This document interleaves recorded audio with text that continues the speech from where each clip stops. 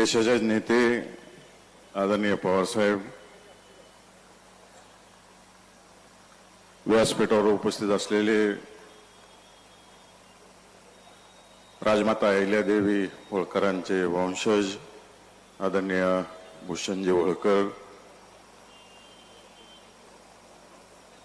आवर्जून या ठिकाणी उपस्थित असलेले फलटणचे रघुनाथराजे निंबाळकर, ज्यांच्या प्रचारासाठी आपण एकत्रित आलो आहोत, ते आदरणीय प्रणितीताई, ज्यांनी ही सभा आयोजित केली ते आमचे सहकारी मित्र आदरणीय अभिजित आबा, व्यासपीठावर उपस्थित असलेले सर्व नेते मंडळी, ही सभा प्रणितीताईंच्या प्रचारानिमित्त आहे, त्यामुळे मी अधिक वेळ घेणार नाही. दोघांचे ताई म्हणते दोघांचे, कारण मी शेजारीच आहे आणि बऱ्याच जणांचे नातेवाईक सांगोल्यात बी आहेत, माळशिरसमध्ये बी आहेत, माढ्यात पण आहेत आणि पंढरपूरमध्ये पण आहेत. तर त्याचा फायदा मी उचललाच पाहिजे.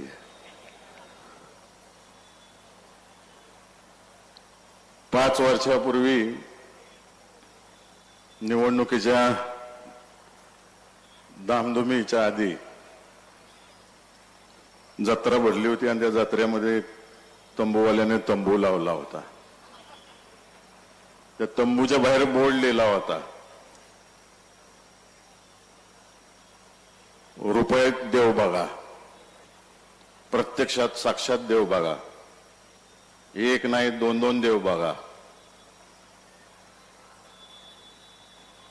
तंबूवाला स्पीकर हातात घेऊन तंबूच्या बाहेर मोठ्या मोठ्याने ओरडत होता, रुपयात देव बघा, दोन दोन देव बघा, समक्ष बघा. जशी आता इथं गर्दी जमली तशी गर्दी जमली, रांग लागली. तंबूवाला रुपया घ्यायचा आणि आज जाणाऱ्याला सांगायचा, आज जर तुला गाढव दिसले दोन आणि तू बाहेर जाऊन सांगितलं दोन गाढव दिसले, तर पुढच्या जन्मी तू गाढव होशील. अशी परिस्थिती माढा लोकसभा आणि सोलापूर लोकसभा मतदारसंघाची झाली होती.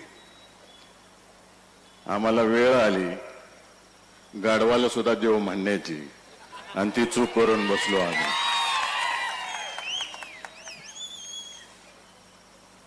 अभिजित आबांनी बऱ्यापैकी साहेबांच्या नेतृत्वाखाली कसा विकास झाला पाहिजे याच्यावर सविस्तरपणाने सांगितलं.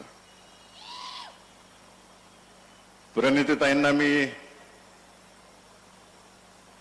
एकच गोष्ट म्हणणार आहे, इथं जमलेली जी जनता आहे, मी अनेक सभा शिवाजी चौकातली बघितलेली घेतली. ही रेकॉर्ड ब्रेक सभा आहे, त्या कोपऱ्यापर्यंत गर्दी झालेली आहे. इकडं चौकापर्यंत एवढी गर्दी कुणाच्या सभेला मी पाहिली नव्हती. ताई, तुमच्या आणि माझ्या मतदारसंघात एक गाव येतंय.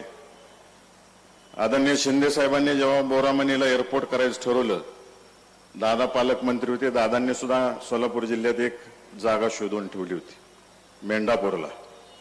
गव्हर्नमेंटची जागा आहे ती, 700 एकर आहे. कुठलं ऍक्विजिशन करायची गरज पडणार नाही. परंतु आबांनी जसं सांगितलं की तिथं जर ड्रायपोर्ट करता आलं तर सगळ्या बाजूने नॅशनल हायवे मेंढापूरच्या बाजूने, तिथं जर ड्रायपोर्ट झालं तर सोलापूर जिल्ह्याचं सेंटर आहे ते. निम्म तुमच्या मतदारसंघात येते, जागा निम्मी माझ्या मतदारसंघात येते.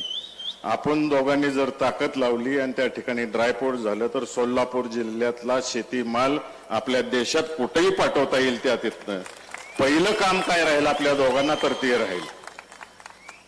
त्याच्या मागचं कारण हे की आदरणीय पवार साहेबांनी, आदरणीय विजयसिंह मोहिते पाटील साहेबांनी, आदरणीय शिंदे साहेबांनी या जिल्ह्यातला शेतकरी डोळ्यासमोर ठेवला, सर्वसामान्य माणूस डोळ्यासमोर ठेवला. तेवढ्यासाठी पहिलं काय प्रोजेक्ट करायचं आहे, तर आपल्याला सर्वसामान्य शेतकरी जो आहे त्याच्यासाठी काम करायचं आहे. व्यासपीठावर उपस्थित असलेल्या सगळ्या नेते मंडळींचं एक काम करायचं आहे. आपल्या उजनीला लय कारभारी झालीत अलीकडे. एक बोगद्याचा दरवाजा उघडते, एक कॅनलचा उघडते, एक नदीचा उघडते. मोळ आणि पंढरपूरमध्ये तर लोकांनी मोर्चे काढले, अरे बास झालं पाणी. 68% धरण भरलं होतं, आता वजा 40% गेलं. तुम्हाला सगळ्यांना आठवतंय 2004 साली असाच दुष्काळ पडला होता. दादा पालकमंत्री होते, वरच्या 18 धरणातनं 8 TMC पाणी आणलं आणि आपल्या उन्हाळ्यातल्या सगळ्या पाळ्या काढल्या. आठवतंय ना तुम्हाला सगळ्यांना? आता एवढे कारभारी झालेत. मी परवा माड्यात सांगितलं, प्रत्येकाच्या हातात कात्रे, जे ते कात्रे घेऊन बसले आणि त्या फुल पॅन्टची हाफचड्डी करायला बसलेला आहे. अख्ख्या जिल्ह्याची वाट लावून टाकली. परंतु पवार साहेब यांनी एवढं बारकाईने निरीक्षण केलं आपल्या जिल्ह्याचं. तिकडून सांगोल्यातून बाबासाहेबांना उचललं, अनिकेतना उचललं, अलीकडे सरकले, मला उचललं, उत्तमरावांना उचललं, जरा अलीकडे सरकले, अभिजित आबांना उचललं, गणेश पाटलांना उचललं, पलीकडे नारायण आबांना उचललं. साहेब ह्या वयामध्ये सुद्धा आम्हाला लाजवल असं धावपळ करतायत, काम करतायत.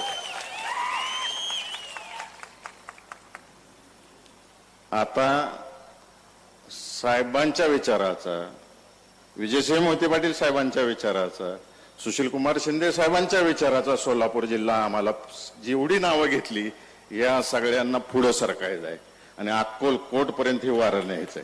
अख्खा जिल्हा या तिघांच्या विचाराचा करायचा आहे आणि उजनीचं व्यवस्थितच नियोजन झालं पाहिजे एवढा दबाव सरकारवर निर्माण करायचा आहे आणि योग्य पद्धतीनं पाणी माझ्या शेतकरी बांधवाला गेलं पाहिजे या दृष्टिकोनातून प्रयत्न करायचा आहे. आदरणीय साहेबांच्या काळात मला आठवतंय, आंतरराष्ट्रीय बाजारामध्ये दुधाचे दर पडले होते आणि दर पडलेले असताना खासगी डेअऱ्यांनी सगळ्यांनी दुधाचे दर कमी केले आणि दर कमी केल्यानंतर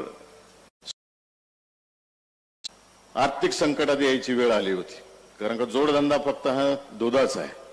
साहेबांनी सगळ्या डेअरीवाल्यांची बैठक बोलवली. खासगी डेअरी जेवढे पावडर बनवते त्यांना सगळ्यांना सांगितलं, तुम्ही सहकारातल्या डेअरी असतील किंवा छोट्या पॅकिंग दूध करणाऱ्या डेअरी असतील, सगळ्यांचं दूध घ्या, त्याला मी अनुदान देतो पावडरला. साहेबांनी पावडरला अनुदान दिलं आणि शेतकऱ्याला जास्त किंमत वाढवून द्यायचं काम केलं आणि शेतकरी जगवला. आजच्या सरकारने काय केलं?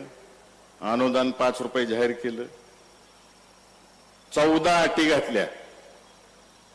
शेतकरी नाके नऊ आला त्या 14 अटी पूर्ण करता अशी परिस्थिती होती की आता मी शिवामृत दूध संघाचा चेअरमन आहे.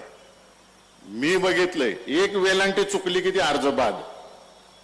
अरे शेतकरी काय चोर आहे का?